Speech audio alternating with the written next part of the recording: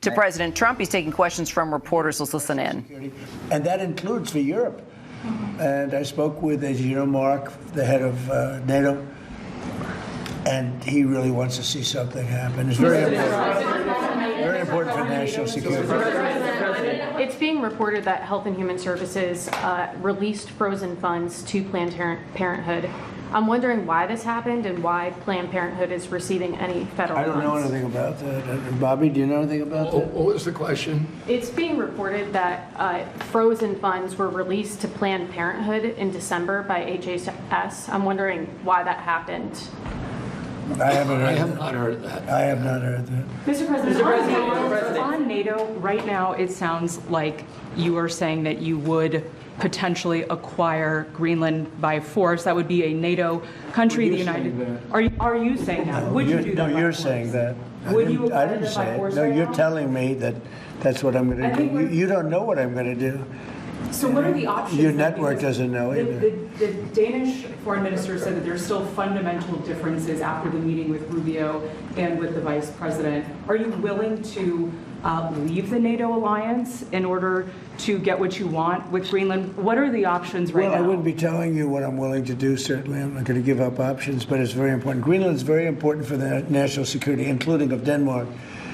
And the problem is not a thing that Denmark can do about it if Russia or China wants to occupy Greenland. But there's everything we can do. You found that out last week with Venezuela. There's everything we can do about things such as that. Not going to happen.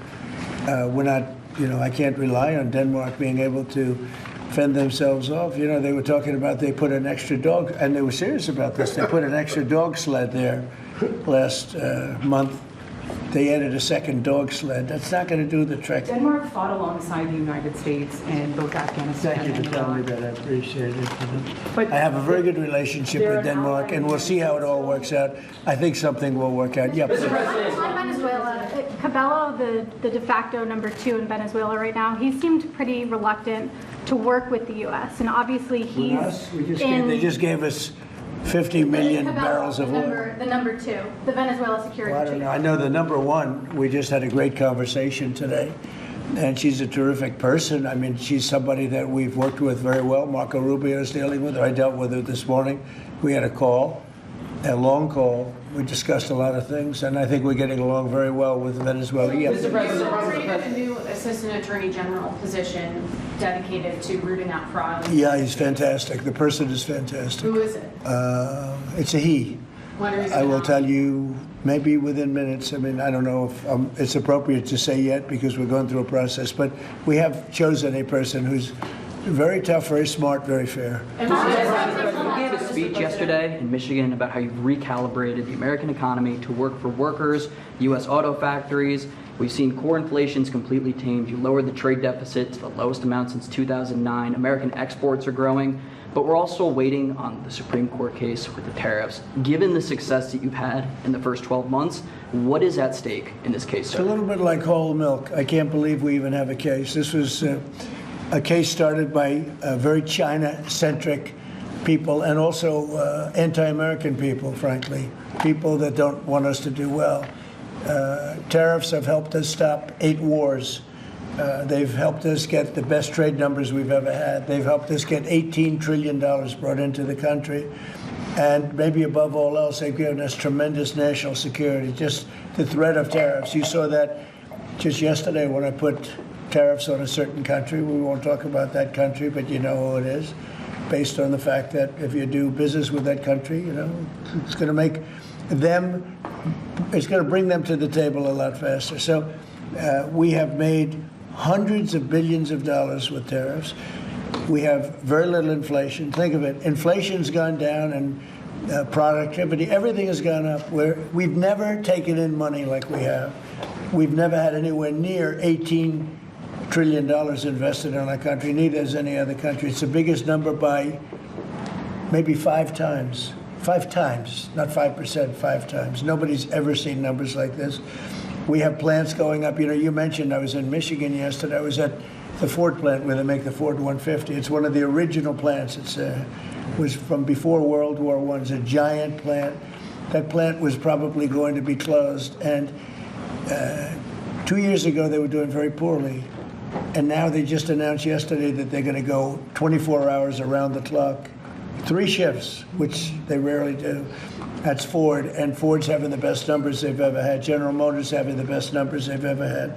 Stellantis, which hasn't been here, is now investing billions, tens of billions of dollars on building in the country. We're building auto plants all over the country. We're building AI all over the country. We're leading China by a lot, and a lot of it has to do with tariffs. That would be a very disappointing decision. And especially since the people that are fighting me are people that want China to do well.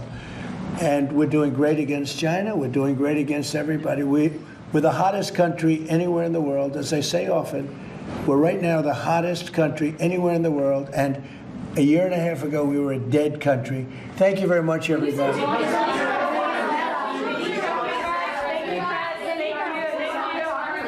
Let me know when we have her. Yep.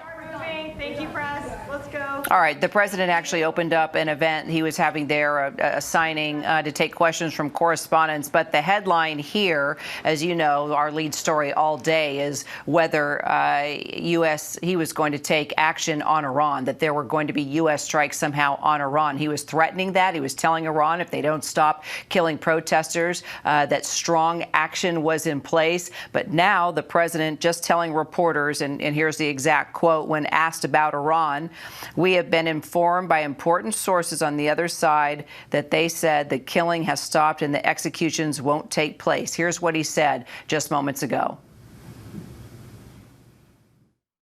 We've been told that the killing in Iran is stopping, and it's stopped, and it's stopping. And there's no plan for executions or an execution or executions. So I've been told that on good authority. We'll find out about it. I'm sure if it happens, we'll all be very upset, including you will be very upset. But that's just gotten to me, some information that the killing has stopped, that the executions have stopped. They're not going to have an execution, which a lot of people were talking about for the last couple of days. Today was going to be the day of execution. Bringing White House correspondent Karen Travers, she was listening as well. Well, that's good news because just a couple hours ago we were talking about the U.S. possibly striking Iran. Now it looks like the president's come to some sort of deal. He says sources on the other side. Do we know who those sources are? And, of course, you know, can he trust Iran at this point? Yeah, and he didn't get into the specifics there. Reporters were trying to push him on that to get more information about guarantees and how exactly the president can feel confident about that. But Kira, this comes after the president just yesterday had said that if there were those executions by the regime against protesters, that the U.S. would then respond with what he called very strong action against Iran. That was just yesterday. So him now saying that they've been told that the killings have stopped and the executions that were going to take place today are not going to happen would indicate there wouldn't be that movement forward by the United States. The president was asked that specifically. Does this mean no military action? And he again, I think, hedged a little bit there, not exactly showing all of his cards, kind of a we'll see where this goes, but certainly different than the very threatening language we heard yesterday from the president. Remember also yesterday, Kira, the president had said to the Iranian people that help is on the way, and he wasn't specific about that. We haven't heard more from the president about what that kind of help would look like beyond the threat of some sort of military action. But also the White House, Kira, has been saying all week that military action is just one option that the president was considering, that all options were on the table, and that he really wanted to see where diplomacy could go. His special envoy, Steve Witkoff, had been having conversations with the Iranian foreign minister after outreach from the Iranians. But just yesterday, Kira, the president has said he was declaring all talks off with Iran because of the killings of those protesters. All right. Well, we're standing by to see where this goes. Karen Travers at the White House. Karen, thank you. We'll be right back.